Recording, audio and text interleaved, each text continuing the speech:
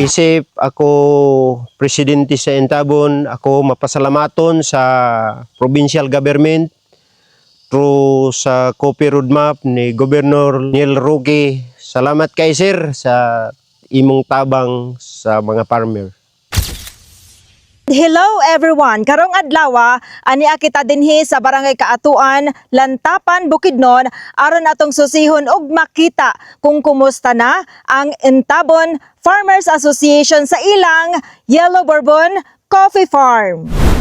Siyempre, kay makisusi man ta atong kauban ning higayuna si Mr. Mike de la Serna, ang presidente sa asosasyon, aron mahibal-an nato kung giunsa nila sa pagpalambo ang ilang kapihan nga karon namunga na. Gani ang uban aning mga punuan na anihan na. So, diri na pod mi sa Yellow Bourbon and Red Bourbon sa Barangay Kaatuan, Lantapan, Bukidnon. Among kauban si Sir Mike de la Serna. Sir, kumusta naman karon ang inyong coffee farm sa Yellow Bourbon? Ang Yellow Bourbon namo ma'am, kini 5,000 ka punuan, mga 4 hectares ni kapin. Ang among asosasyon nanay almost 54,000 ka punuan among kuan ang among natanom og mga 30 plus ana gapamunga na karon nga tuig. Oo. Kini nga Yellow Bourbon 18 months na nigikan pagtanom og nakuhaan na gyud, naharbisa na. O ginagmay dayon padayon na siya gapang mulak wa na siya undang sa bulak. Kay sa matag bulan na siya bulak nga kuan Ibernia. Okay, kumusta po sir ang maintenance sa Arabica coffee, particular sa Yellow Bourbon at manunon ba kaayo siya? Ang ragid ang iyang maintenance nga kung every tulo ka bulan mag-abono ka. Pag tan-aw nimo nga medyo sagbot na, hinluan siya, kuhaan og pruningan og sobra nga mga laterals. O butangan pod og chikindang. Intabon Farmers Association, usa sa mga hugpong sa mga mag-uuma sa kape nga mitubag sa pagdasig ni Governor Rogelio Nilpi Roque nga ubanan ug suportahan ang usa sa iyang mga priority programs, ang Bukidnon Coffee Development Program nga nakaangkla sa Bukidnon Coffee Roadmap. Pag launch gyud sa Coffee Roadmap sa Bukidnon ni Gov, kini mo'y una nga nitubag sa kuan sa project ni Gob para makatanom mi adto nga panahon wala pa may similya maong nagpalit mi sa nakauna-unang similya dayon muni karon among kuan na kita nga gasugod nagpamunga dayon nanay harvest ginagmay unya sa pagkakaron goods gyud ang presyo kayo.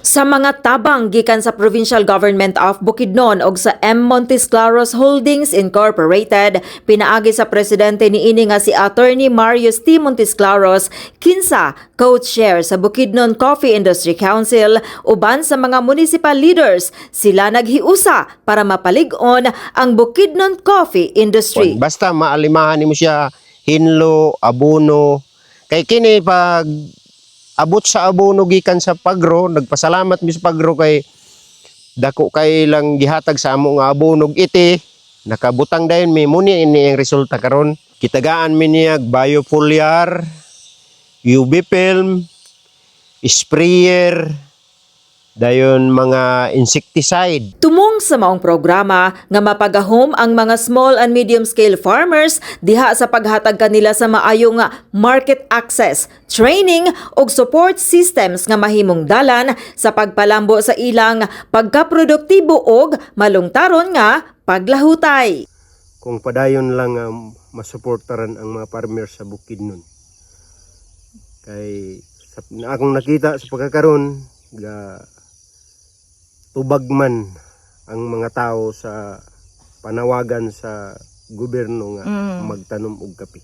Nagtuo ang mga lumilihok sa Bukidnon Coffee Industry Council nga sa paningkamot nga sila matabangan mahimong matubag usab ang pagminos sa kapobrehon ug makamugna sa malangkubon nga kaarangan sa panginabuhian diha sa atong mga komunidad.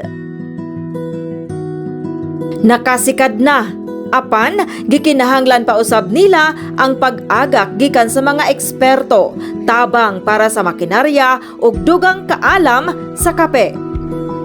Ingon ka nga ga-harvest na mo. So far pila na kakilo inyong na-harvest sa association, sir? Ginagmay pa, ma'am. Okay. Pero naay katong sa kuana mo, dinhin mo sa Mysore Village, kay una-una man to silag tanom sa amo Adtong niaging simana nakabaligya sila og mga 100 kilos. 550 ang price ni kuan.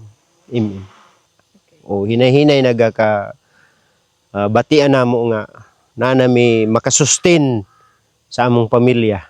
Isip ako isa ka presidente sa Intabon, dako kaya mong pagpasalamat sa support ni Gob og tanan-tanan nga iyang gihatag sa amo og ako manghinaot nga mapadayon ang support aron ang mga tao nga karon nga nananom nga gagmay pa makasustain og maabot gyud nga makaharvest gyud ang tanan ug moabot ang panahon nga ang pamilya malipay tungod kay na may kakitaan sa matag simana ug makapaeskwela sa mga bata. Og labaw sa tanan, mabalik ang atong kabugnawon sa atong kalikupan. Kay daghan naman kayo ang nagtanom og kape.